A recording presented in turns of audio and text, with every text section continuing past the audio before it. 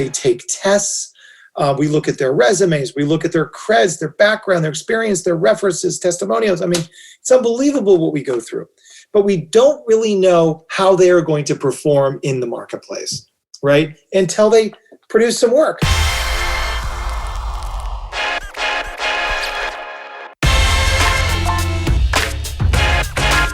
Hi, I'm Eric Schwartzman, author of The Digital Pivot, and this is the Earned Media Podcast.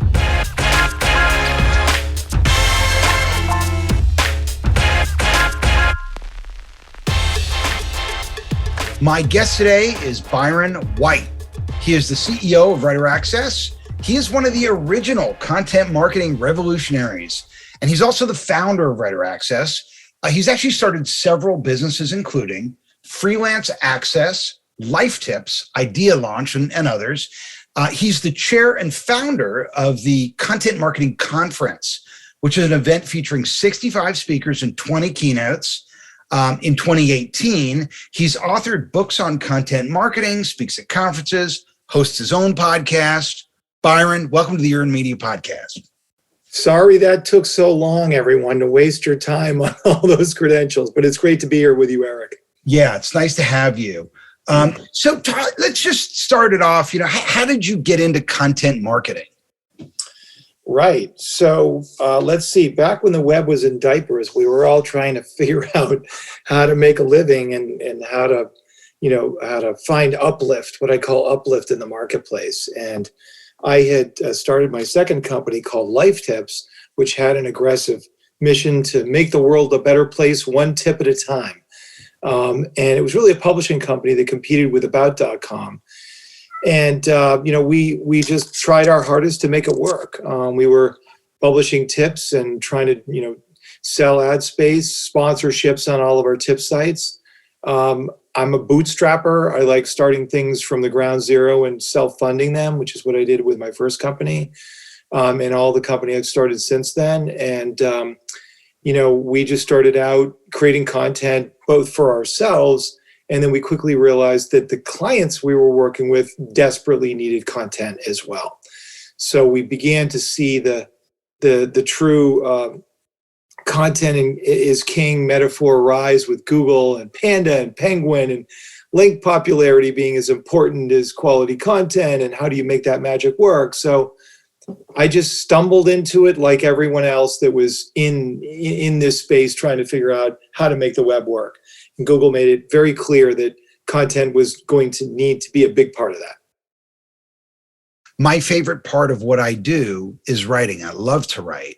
But the truth is, I'm not scalable. There's only one of me. And so when I get a big account, if I need to scale a blog, I can't do it all myself. I need help. And, one project when I was looking for help, I stumbled on Writer Access. Mm-hmm. And for those of you who are listening who've never heard of Writer Access, it's basically like Upwork, except for writers.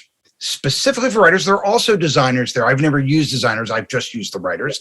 And you can search for a writer who might be knowledgeable about what you've done, and there are star ratings and all the things you would expect of a gig worker network. And then you can actually hire them and pay them on a negotiated either flat rate or by the word, and sort of scale a content operation. And it's been incredibly useful for me. Several projects I've done now, which I would not have been able to pull off without it. Tell us, how did you get started with Writer Access? How did you get the idea to launch a gig site just for writers, and how did it grow? Sure. And by the way, thanks for giving Writer Access a whirl and having it become part of your life. We built it for you, Eric. Not you personally, but you, those that need content and quality content at scale. And, even not at scale, content that is going to help people connect and communicate and engage their audience. But the story is interesting. Life Tips, we really didn't have the money to compete with About.com and to grow. Remember that About.com sold for $450 million to the New York Times after only being maybe 4 or 5 years old. Then they sold to Prime Media for, I think, $650 million. So they had a lot more capital behind them. And we knew that it was going to be difficult, an uphill battle to compete with them, even though at the time I was doing podcasts. I think I had done over a couple hundred podcasts with my friends over at webmasterradio.fm. I don't know if you remember. Sure. Darren and Brandy, legends in the industry. Out of Florida. So that's right. So we were struggling trying to figure out, what do we do next? Life Tips, selling ad space on the web, traditional publishing model, not so good. So we ended up, after doing many trade shows for Life Tips for many years and handing out those crazy little turquoise Life Tips kits that kind of look like soap dishes. I remember Matt Cutts talking with me about how he loved that dish. It's sitting on his desk. That made me so proud. But I think we gave out something like 50,000 of those. And we had thousands of freelance writers that were creating these tips for us. So we were like, what are we going to do next?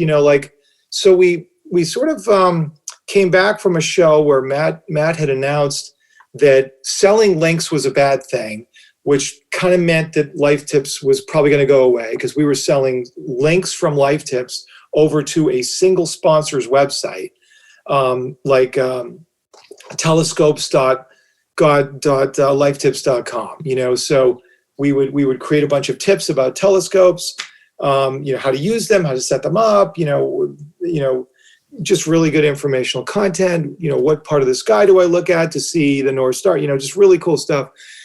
And, as the story went on, we were like, wow, what are we going to do with all these writers that we've created, that we're working with? So we started an agency, to make a long story short.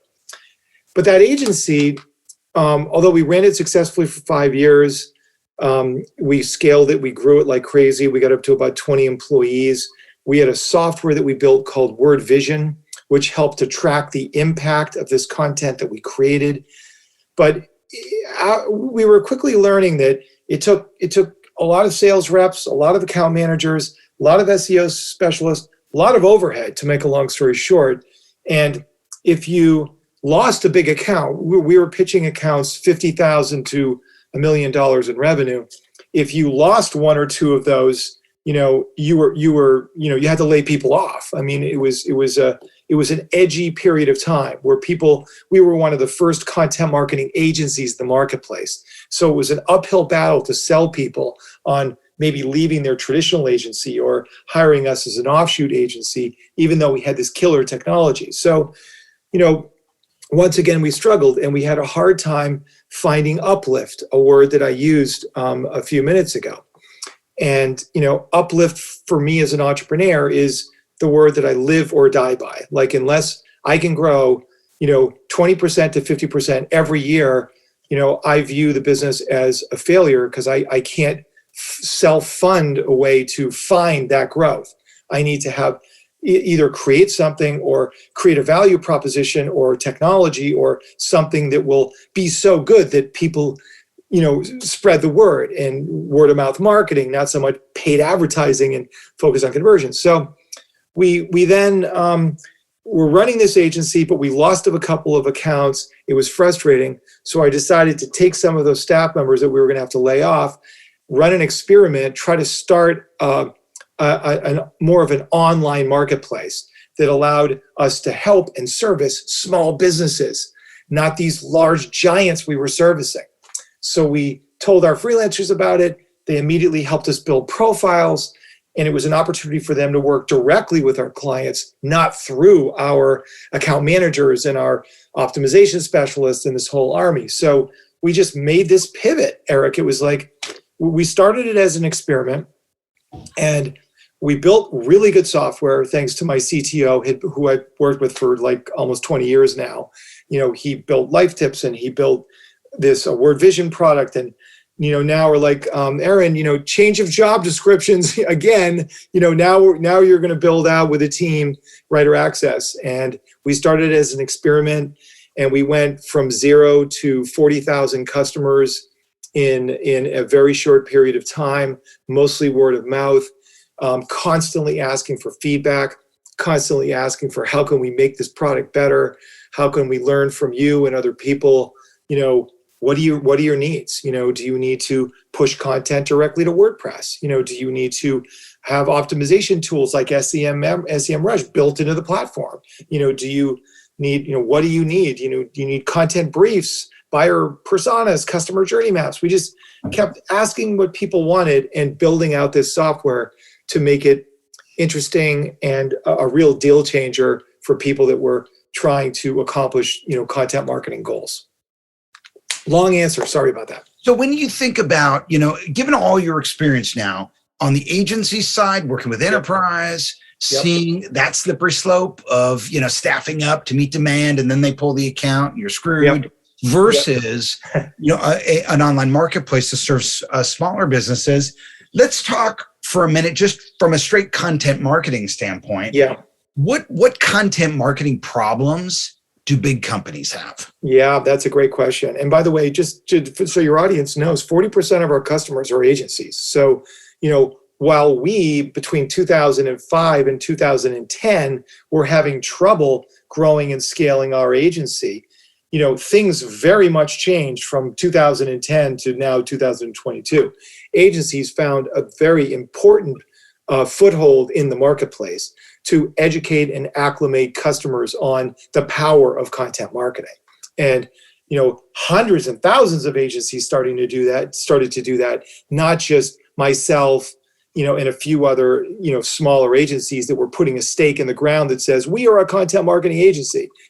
People didn't understand it back in our day. So, I think that things have changed. We've had to build our software around the needs of agencies, particularly because agencies really helped us scale and grow, and we learned that right from the get-go. And, we actually had a quick pivot to stopping our agency. We told we had about 100 customers at the time. And we said, I actually was very nervous about this, but I went to each of them and had a discussion with them and said, look, I know this sounds crazy, but we believe that our software is good enough for you to work directly with freelance writers and give them feedback yourself using our technology and not have to use Google Docs and Microsoft Word docs and write comments that our editors and our managers could look over and then work with the freelancers to make those adjustments. I mean, that just didn't make any sense to us.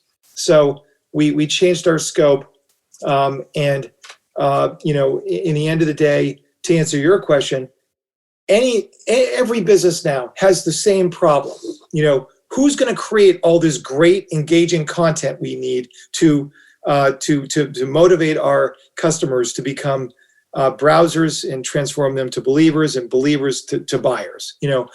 Who's going to create all this great content? So everyone has the same problem, and finding those writers is difficult to do. So then there's no sort of unique challenge that an enterprise has with respect to content marketing versus a small company. I don't think so. I think the problems are the same. The scale of the problems may be very different, but the problems are the same. What's the tone and the style that I need to engage my audience? How much content do I need to create to, drive more traffic? Where should I be publishing? Which social channels are best for me? As an agency, we set out to answer those very questions, as well as the question, how much content do I need and how much is it going to cost? So our core fundamentals, our core, business model as an agency was trying to figure out the answers to those questions. And I think SMBs, as well as agencies and enterprise level customers, are still trying to answer those same questions. So I'll tell you a little story, a little content marketing story that involves Writer Access that I think you'll find interesting. Cool. So I got hired by an e-commerce company that had been selling hats primarily through channel partners, retailers, pre-pandemic, and all that dried up when the pandemic hit. And these guys had to pivot to Shopify overnight. Wow. And, they realized, that the way that they were going to generate revenue quickly was through paid media.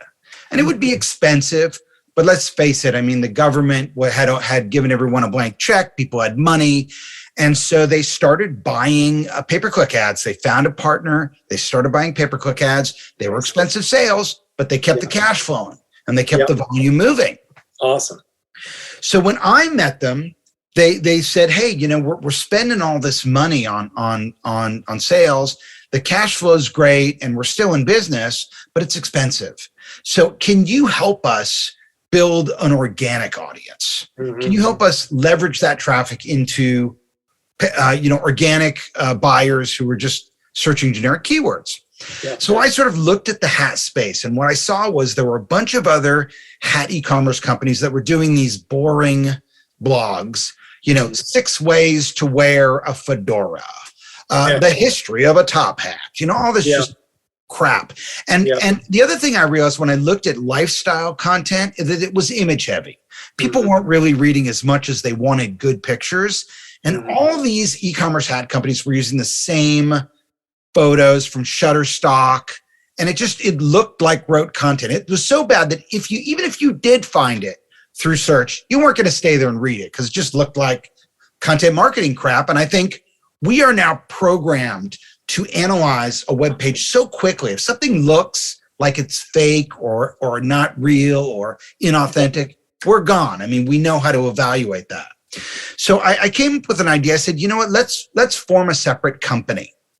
Let's form a separate company, and it'll be a media company. And it'll have a separate presence and a separate URL. And what we're going to do is we're going to license celebrity photos, and we're going to write articles about celebrities wearing hats. Mm-hmm. So we did a deal with a celebrity service, photo service, and we started publishing all these articles, slash top hats, Johnny Depp's favorite hats, over and over again, all that we could, with all these fantastic, timely photos, because the celebrity services are moving thousands of photos a day. And as long as you comply and you're really genuinely doing media, it's not on an e-commerce site, it's on a separate site, it's fine. So I started doing that, and I basically got their monthly revenue to $118,000 a month. Nice. Inside of 8 months with that strategy. Wow. And we started for the first 3 months publishing 1 a week. Then we lifted up to 6 a week. Then we lifted up to 6 a month. Then we lifted up to, let me repeat that in case I got it wrong. Yeah. We started with 4 a month. Then we went to 6 a month. Then we went to 12 a month. And inside of 8 months, we were ranking number 1. I mean, even for I know that you're from Texas and you like cowboy hats. So you know what a George Strait cowboy hat is? Yeah. Who licenses the George Strait's name to make a cowboy hat? I have no idea. Resistol. Resistol is right up there with Stetson, which I know is your favorite. But if you search George Strait cowboy hat, you'll find my client's blog in the number 1 position, not Resistol. You'll find it above Shepler's, Cavender's, all those others because of that strategy. And it worked so well for us. When I got to the cowboy hat category and I had to write those stories, I needed a writer who knew about cowboy hats. I don't know about cowboy hats. I'm from LA. Yeah. So I'm on Writer Access and I'm trying to find a writer. So I get a hold of my customer service rep. I think it was Lindsay. Mm-hmm. And Lindsay puts out a query and she finds me all these writers who live on farms. Cool. And I network through, I message them all, hey, we're doing this thing about cowboy hats. You know anything about cowboy hats? And I actually wind up connecting with 3 writers who live on cattle farms and know all about creases and everything. That is awesome. Now, I got them to write those stories. So they were totally authentic. They were able to write about how a star rodeo bull rider is able to keep a hat on their head with no chin strap. Sponges inside. I didn't know that. You have to go to a rodeo to know that. So I guess, how important do you think it is if you're scaling some sort of content marketing project? One of the biggest challenges is always finding a writer with some subject matter expertise. Yes. A lot of people I talk to in content marketing about it will say, oh, that's not that important. They're journalists. They can figure it out. But for me, it seems like it's really important. What are your thoughts on that? Well, with each writing, first of all, that's a great story, and I'm so happy that we were able to, help you. And you I were able think to it would make a great case study presentation for the content marketing conference. There you go, perfect. And maybe we bring out those writers and let them sport their hats. I would love that. But Lillian Teague. Here's a call out to Lillian Teague if you're listening. Nice, that's cool. So I think that there's when you start thinking about writing projects in general, right? You need to take a close look at the goals and objectives, certainly at what you're trying to accomplish, but you're also trying to sort out the complexity, how much research needs to be involved, the expertise, what's the tone, what's the style. There's a lot of variables that you need to get right. Expertise is one of those variables. But I think that research and style flexing is another awesome skill. It's not just knowledge in an industry, it's the ability to flex your writing style for a particular audience. For example, if that project were all about literally covering rodeos with a twist on hats, you would need somebody that certainly had some expertise, but he would need to understand the language that people that attend rodeos speak. And I think great writers, have different skills, and I don't think it has to necessarily be somebody that's written in a rodeo, that could pick up that project. I think it's somebody that can understand an audience, understand the goals and objectives. My guess is the writers that you hired, certainly had some expertise, with hats, and that's awesome. They also were living on a farm, so they understood the language and the culture for the people that were interested in those particular kinds of hats.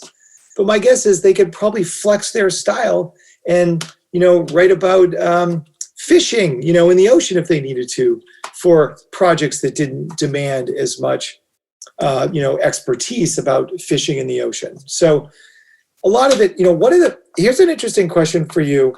When you think about writer access, right? 3-star, 4-star, 5-star, 6-star, right? You pay more. And by the way, we're introducing 7-star writers, which is a whole nother discussion in itself. But when you're placing that order, in your mind, is let's say a 4-star writer, how do you think of a 4-star writer versus a 6-star writer? So when it comes to hats, I don't consider the number of stars to be an indication of their writing ability. Interesting. I consider it to be an indication of their experience on the platform. Okay, that's interesting. So what it means to me if I hire a 4-star is I'm going to have to bring them along and teach them the process more, because they don't have as much experience as a gig worker working with others. And that's going to take me time, but it doesn't necessarily mean they're not going to be as good of a writer, because I found some fantastic writers who are 4-stars. Yeah, exactly. Eric, you really put that a great way. I really liked, that, and we should use that at Writer Access and use this clips. But I completely agree with you that imagine new writers come to us and they're basically unproven. We hand review their portfolios. We look at writing samples. We give them feedback on their work. They take tests. We look at their resumes. We look at their creds, their background, their experience, their references, testimonials. I mean, it's unbelievable what we go through. But we don't really know how they are going to perform in the marketplace, right? Until they produce some work. One thing we do at Writer Access is every order that goes through, kind of a pain in the neck for you, I'm sure, but you have to rate it. Did it meet, or was it below, or did it exceed your expectations? Well, I'm always a little hesitant on that too, because I don't want to lose my writer.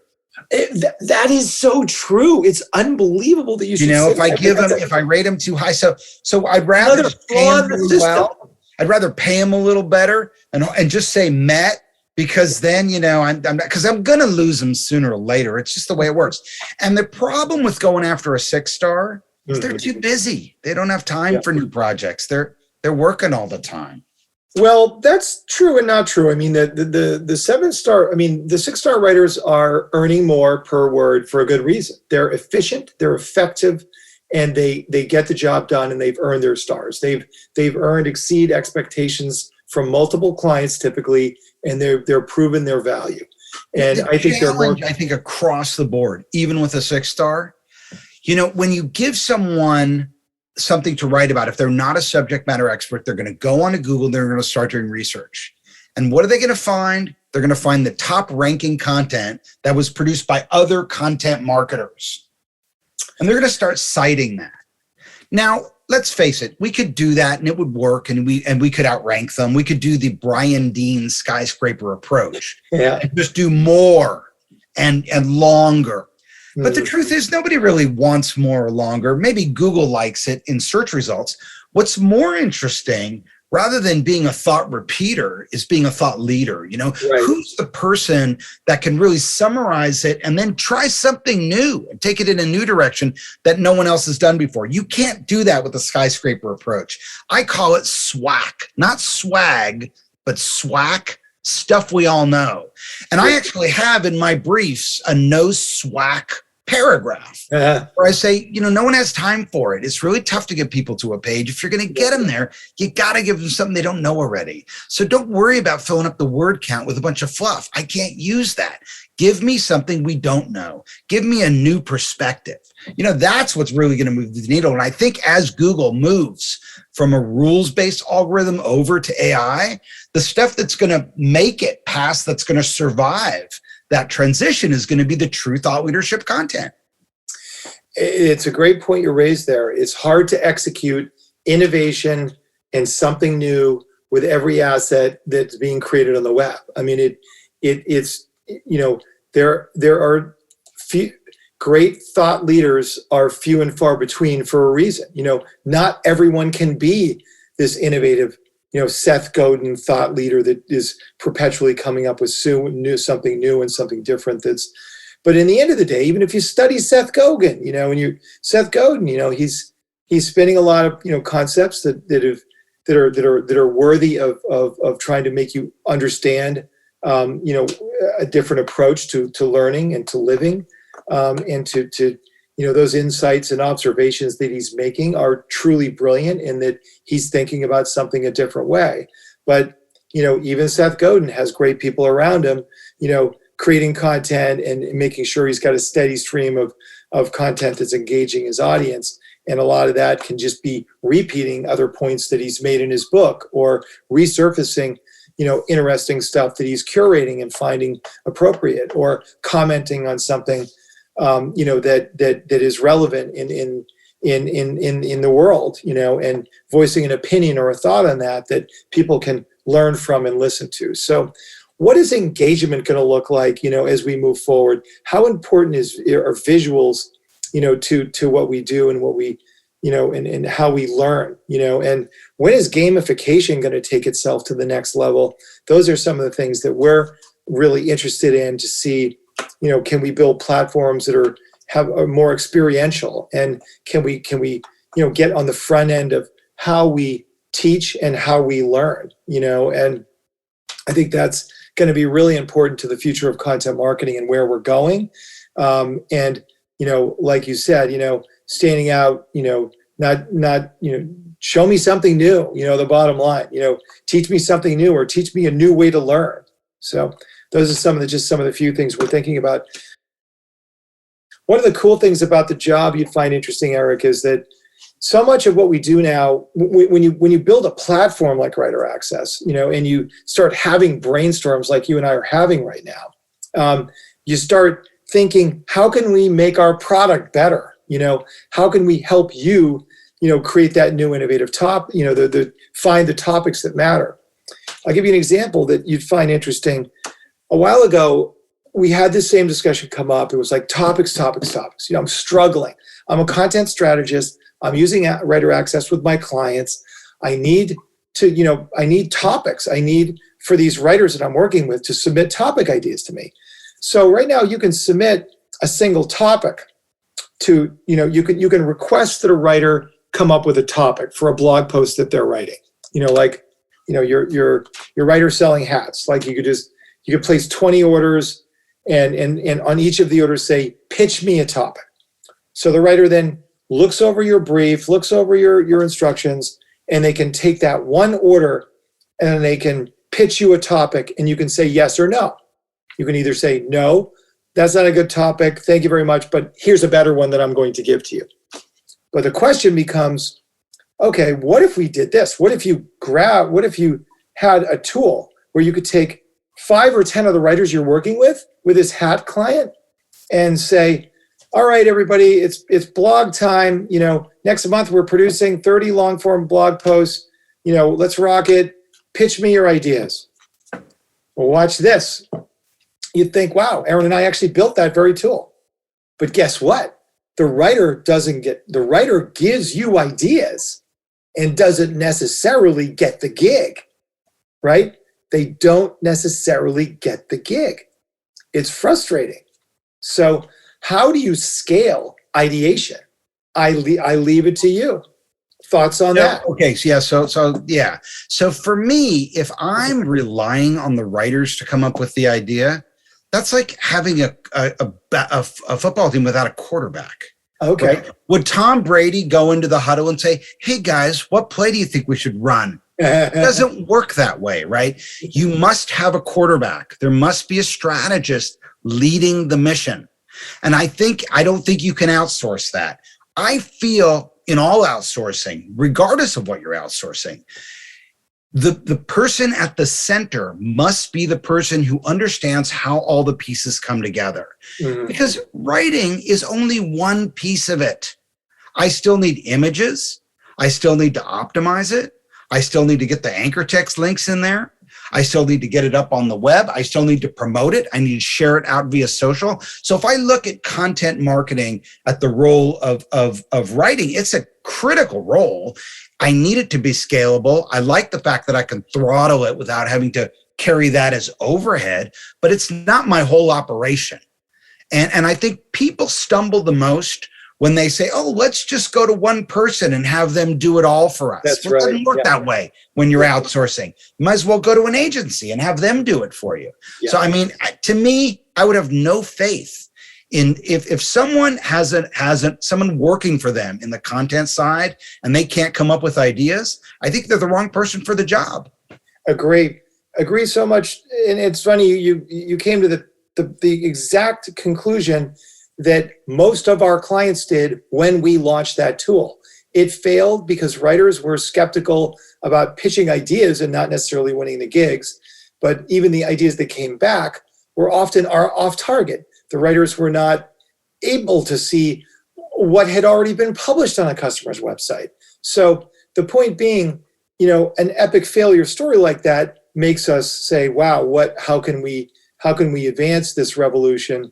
How can we change things? So interestingly enough, what we did, Eric, is we said, that's it. We need to build a community of content strategists, and we need to give them the tools necessary to be successful.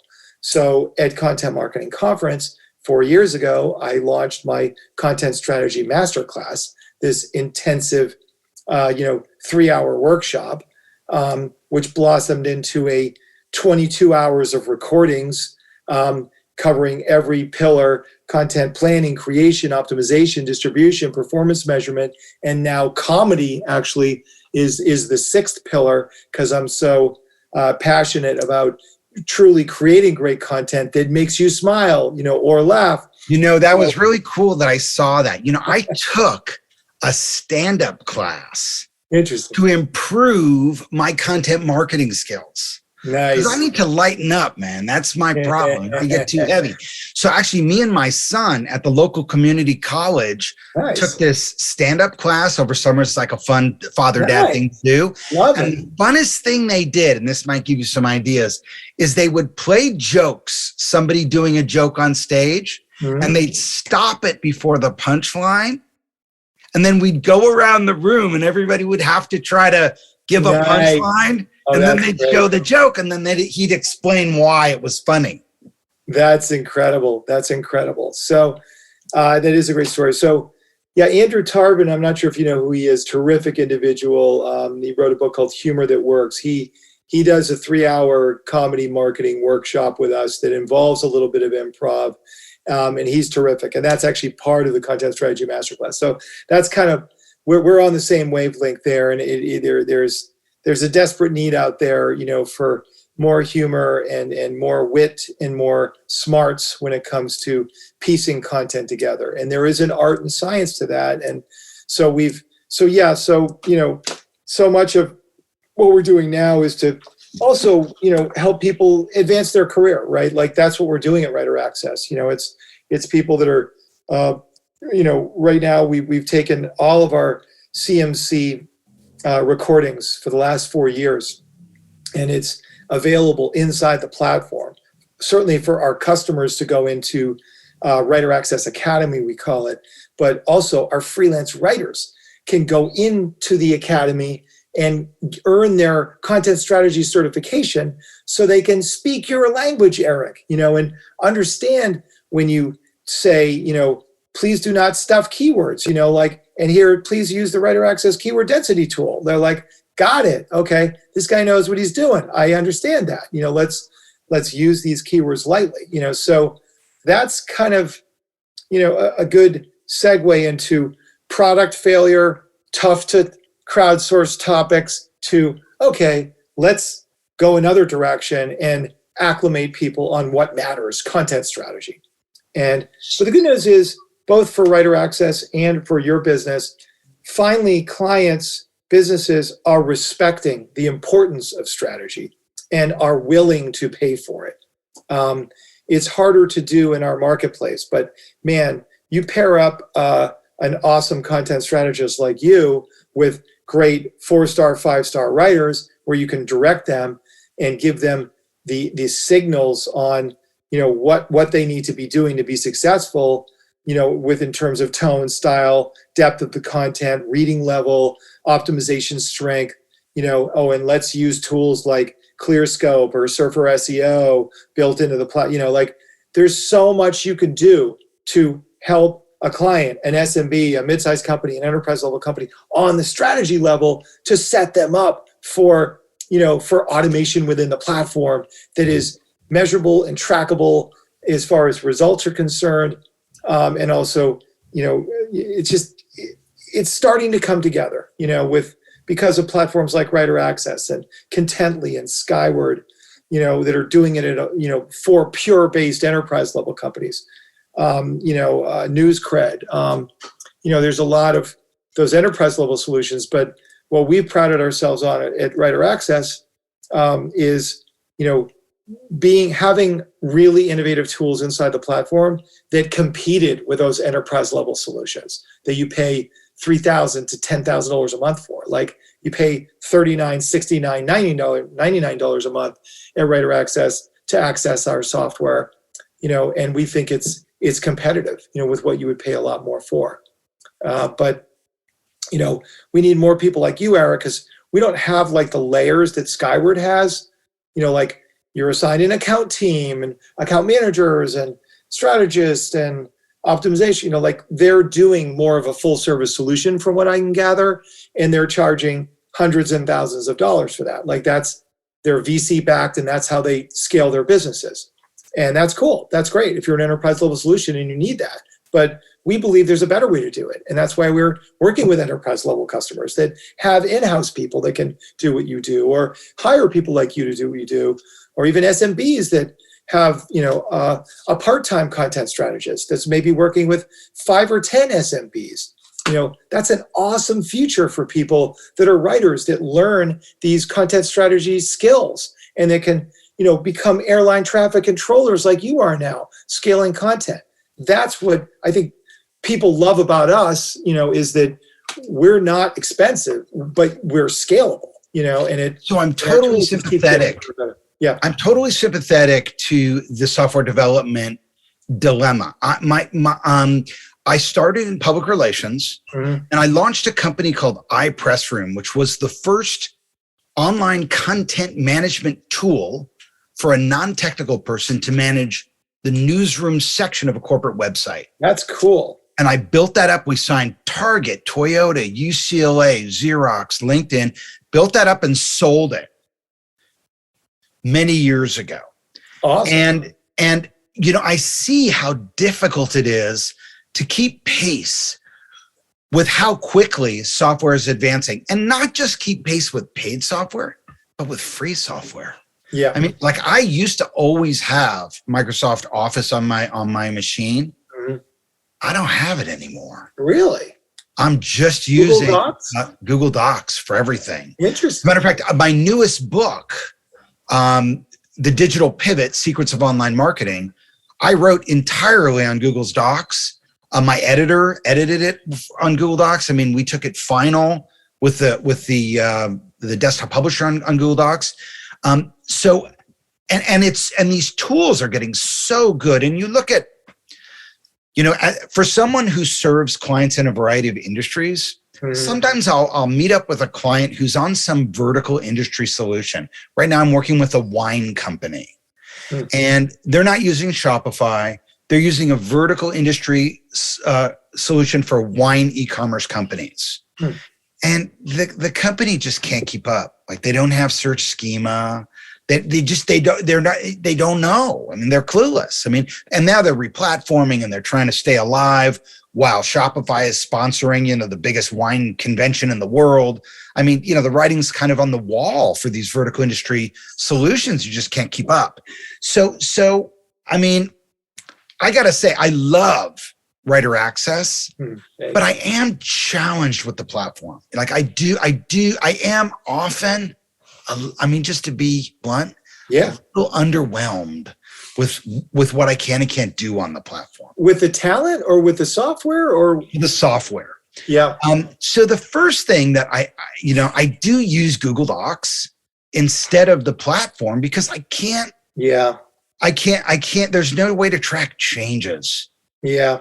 And that's critical for me because when I'm starting with a new writer, I don't want to just change it for them.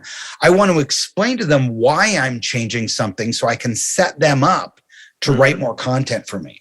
Whereas if I just change it, then how does that help me? Like the best editors I've worked with, they never edit my work. They ask me questions that allows me to have the aha moment and make the change myself. And they make me a better writer by asking those questions. Yeah. So for that reason, I have to use Google Docs. Now the challenge, so that's one challenge, because then I want to make sure my people get paid for their word count. And that means at the end, I've got to remind them, hey, save all changes and then take your text and put it back in the platform because that's how it calcs the word count. And I want to make sure you get paid. And I usually give them a little extra too, because I want my people to want to work for me. So I pay people well because I think if someone's good, they should be paid well. So that's one of the challenges I have with the platform. And I just think, you look at what happened with Upwork.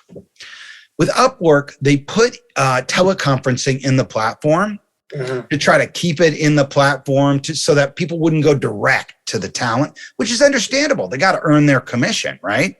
But the problem is their teleconferencing solution was not competitive with ones that are. And so, you'd have incessant buffering latency and you couldn't do business because the system didn't work. And so at one point they just said, okay, go ahead, talk to your people however you want, but just keep the transactions on our platform. And that's what most people did. And frankly, I think that's probably a better way to go I would think for writer access too, because you've got the writers. And the truth is, me as a sophisticated buyer, I don't want to go direct to the writer because I want some help if things don't work out. I've been ghosted by writers. I know what that's like. I want the protection of having you guys there to help me if things don't work out. So I can but the thing is, Slack works better for instant communications. Yeah. Teleconferencing on other platforms is smoother than that. So that's kind of a problem. The other thing is, masking the person's identity. Google Page Quality Guidelines says that, well, they don't say it, but they suggest that as we move forward, an author, having an author will be a signal of page quality. Now, a lot of crappy blog posts will say by admin or by, name of the company. It won't have a person's name there. And so what I never do that. And I always tell my writers on Writer Access, hey, I'm going to give you credit for your work. And you can link to it and you can show this to other people and get more work with it. And then I put their name up there and I give them an author page with all their posts below it and links to their social so that they're a real person. And I can show Google, hey, this is a real person writing this. This is not, and this is a person who's qualified. I write a bio for them that says, hey, they have this degree, they've written for this organization. I link to that organization and I'm showing Google, because it is quality content. I want Google to know that it's quality content. Then I have to go through the chat and I have to say, hey, she's a 6-star writer and I'm paying the rate. And I need the email so I can set her up in WordPress as a writer so she can accept. So her avatar shows on her, I'm talking about Gravatar. So her Gravatar shows up. And all that is just a little clunky, because of the, you can't go direct. And also what happens is the writers get scared because they don't want to be cast off of the platform. So they're like, I can't talk direct to you because, and then it's like, oh God, I got to go to my account exec. I got to get her to deal with it. It's going to take forever. And it's just more work that I don't have time for it. I just want things to move quickly and efficiently. You know what I mean? It's funny, Eric, you got me in the corner in the ring here. You're throwing punches at me left and right, but I'm going to come out of my corner now. And you got a great platform, man. And you know what? There's always going to be things that need to improve. I mean, that's you're in, man. That's what makes my life enjoyable. I live for this. This is what I live for. But a couple of comments for you. The first one I wanted to make was really interesting. Back in the Life Tips day, I'm on the phone doing a podcast with a life coach, but a life coach focused on working with CEOs and executives. And I'm my normal Socratic methodologies at work, and one of my first questions to them was, how do you, at what point in your initial conversation with a prospect client do you know whether or not you can help them or not? Do you have an assessment for how long it would take them to overcome their obstacles? Are they, do you ask questions to clearly? And they said something really interesting. They said, Byron, I can make a decision within a minute or two of talking with somebody, whether or not they're a client that I think I could help. And I said, you got to be kidding me. Tell me more. How does that work? And they said, well, what I'm studying is the undulation in their voice and whether they're sincere, whether they might be open to change, whether their egos are so large that they just talk forever. And I already know that they're not going to finish talking for 10 or 15 minutes after asking them one question. I mean, they were able to gauge. So what that said to me was stuck in my mind for a long time, though I think the podcast is still out there. So when I started Writer Access, it occurred to me that these writers are working in the dark. They don't hear the voice of the customer.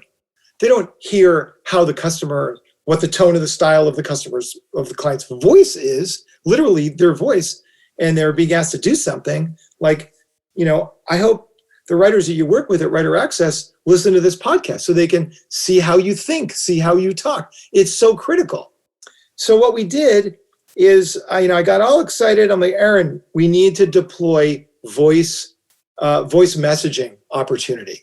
I don't know if you know this or not, but when you place an order, you can leave a voice message that attaches to that order. We also have voice conferences. You can set up a conference call with your talent to get them on the phone with you to discuss a project. It all triggered back to that crazy podcast I had with this, professional telling me voice to voice is very important for understanding somebody else. So, Google Docs is, keep in mind that there are probably thousands of engineers that are constantly working on Google Docs.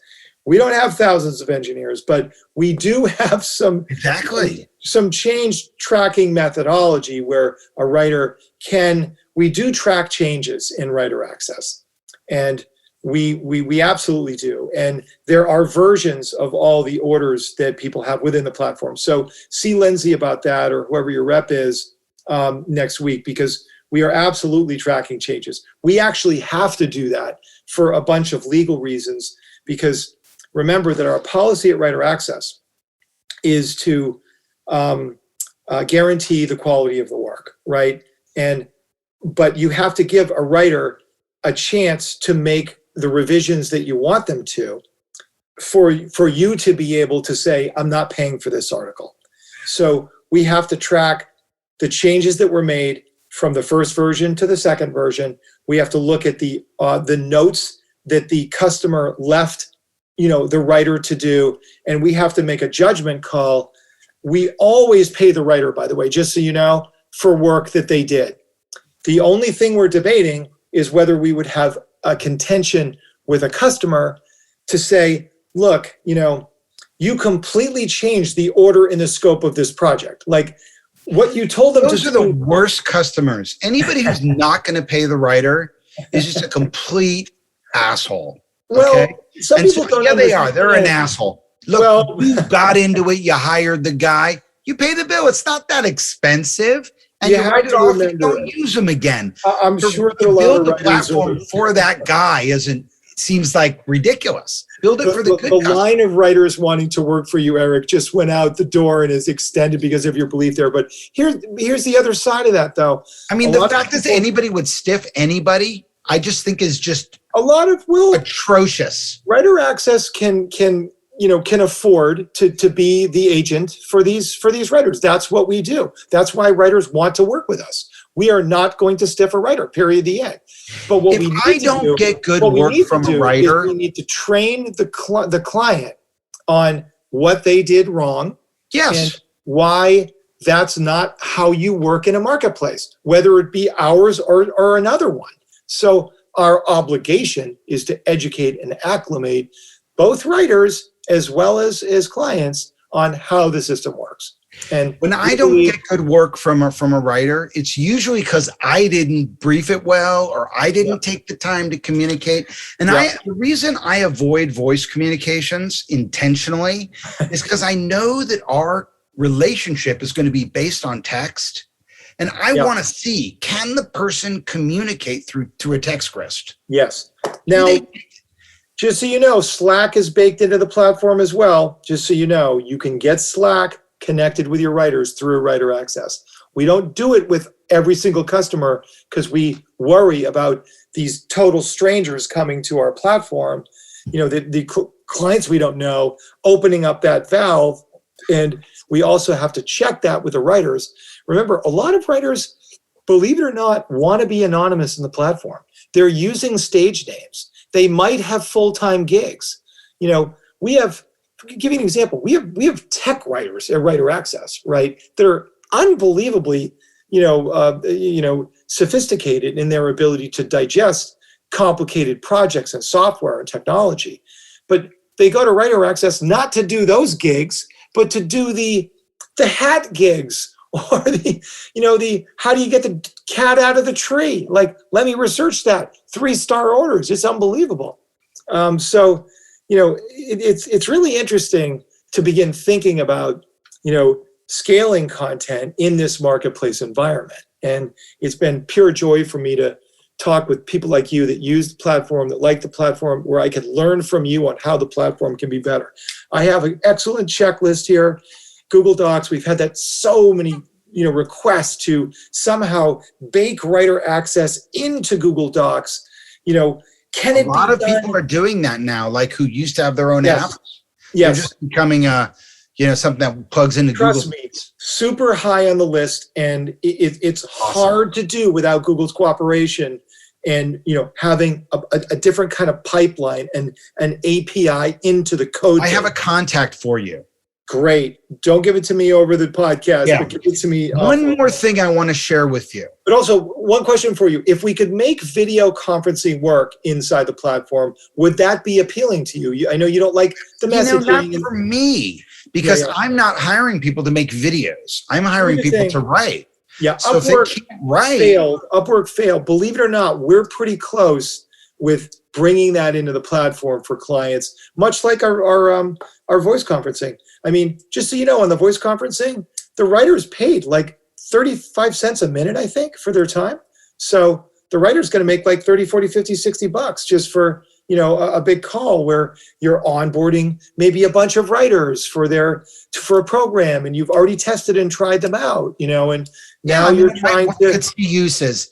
For me personally, I prefer to stay with the written word with a writer. But I could certainly see the uses. Here's another little snag. You're also the author of 8 books, I recall. No, just 2. Oh, well. You're the author of 4. Well, who's You're counting? the author of a few more. Who's counting, Byron? The Digital Pivot, Secrets of Online Marketing, Social Media, the Market of the Business. What does a digital marketer do? That's a white paper. Well, it looks like a book on your website, and to me, it's as long as a book, but it's all right, 30,000 words. That's a book in my mind. And the books are 60. Anyway. And the books are published too, and the white papers are just available for free download on the website. By the way, here's one more challenge I have that I want to share with you. Please. So I'm doing now a cosmetic site, and so I'm hiring skincare writers for product pages. Okay. And I found some terrific, I couldn't believe it. I found all these great skincare writers on Writer Access. And I gave everybody a test project to see who the client would like the best. Nice. And one of them comes back to me and says, you asked for 400 words, but it's going to be fluff. This is 275. You need to lower the word count. Oh my gosh. And I look at it and I look, she's right. So I go in to try to lower the word count. I can't. So then I have to put a message on Drift, which, by the way, every goddamn time I go into Writer Access, Drift pops up. Oh, yeah. Pops up late, and my cursor's automatically in there, and it takes my message from me. But in any event, I go to Writer Access. I get Lindsay, who's my customer service rep, and I say, hey, the writers agreed to lower it to 275, and she does. She can do it. But then I got the other 2 writers. Yeah. The writers are the same thing. Now I got to do it to her. So that adds a significant amount of time. Time is the one thing I don't have more of to the process. So I don't know. It's a challenge because you don't want I think we should allow the writer to change the word count and give. Good idea.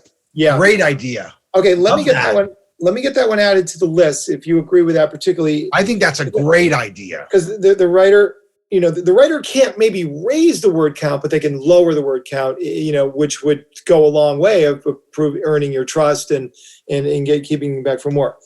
The Drift thing, I do agree with you. It is, we've had a lot of complaints with Drift. At the same time, we have so many new customers coming to Writer Access all the time.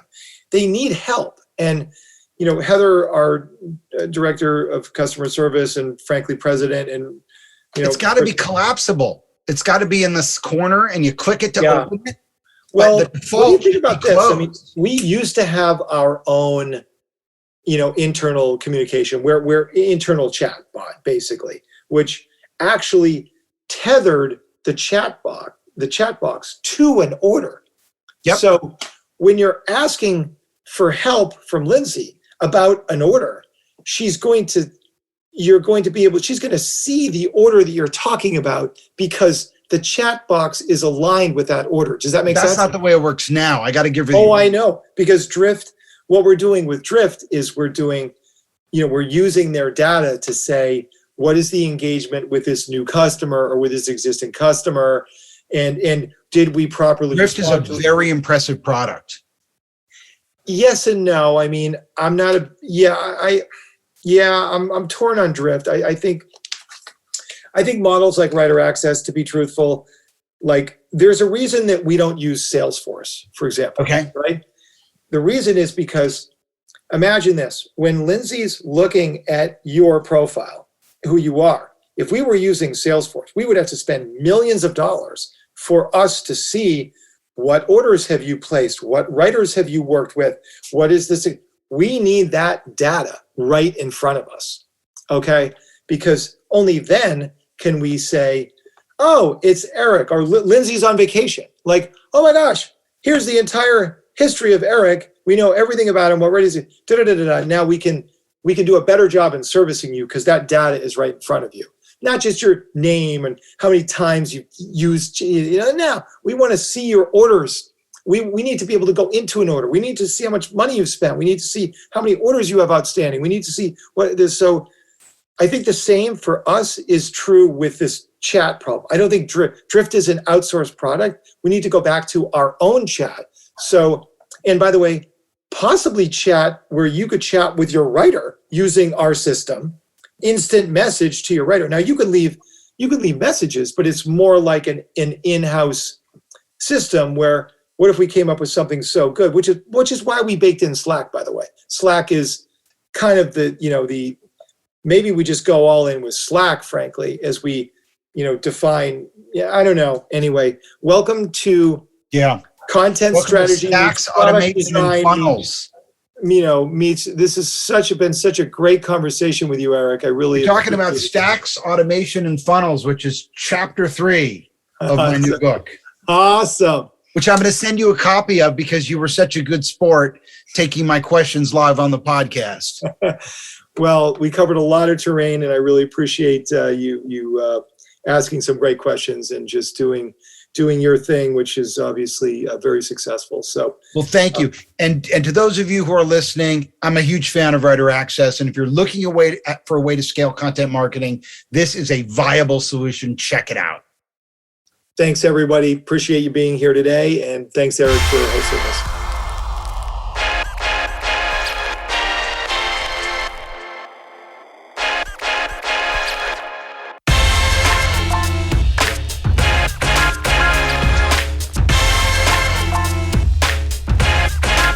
For more on how you can earn influence through earned media, get the Digital Pivot audiobook at digitalpivotbook.com.